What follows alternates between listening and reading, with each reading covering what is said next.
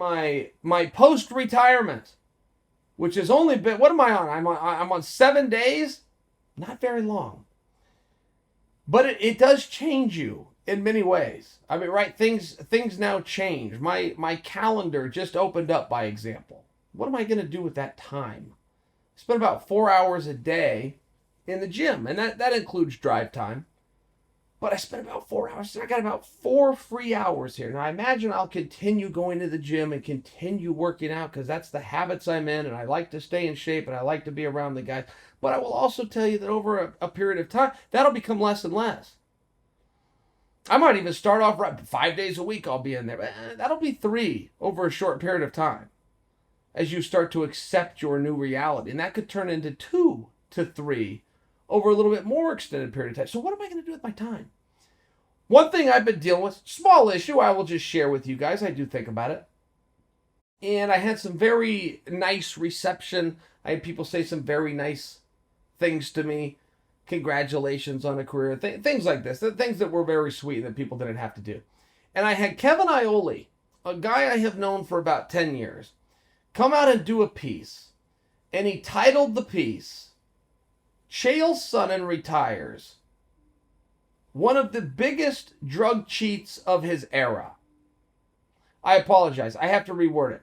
One of the worst drug cheats of his era. Which, right off the bat, is just not true. I was a very good drug cheat. I don't know why he would say I was bad at it. Secondly, that was a little bit mean. It was a little bit mean to come at a guy who's mourning the death of a career. But a death all the same. It was a little bit aggressive. Does that make Kevin wrong? No. No, it doesn't. It does not. That is something that I had to deal with during my career. That is something I will deal with after my career. And whether I like it or not, that is something that I earned. There's a lot of good things about being with old Chael. But there's a couple of bad things too.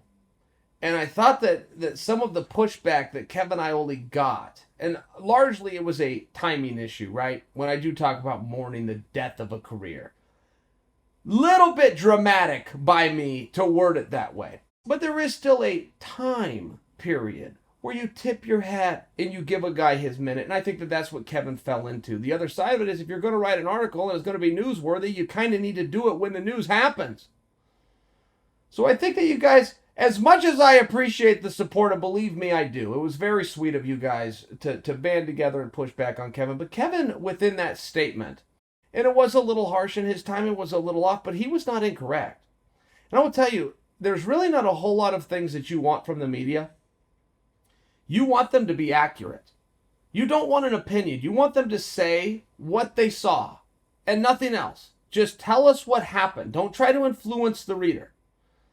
Not for nothing, Kevin Iole's very good at that. He's done that throughout my career. He's done that throughout his career when I'm gathering information and I use him as a source to get it. And quite frankly, he did that here. And I could talk about it hurt my feelings or the timing was off. I could do that all I want. Kevin Iole did the only thing that we really need a guy in his position to do. He said what he saw. Facts. And nothing else. And as much as I love the Army, and as much as I even love the mentality, the group mentality to go out after a guy when he comes out after one of our own. In this case, guys, we need to back off old Kevin.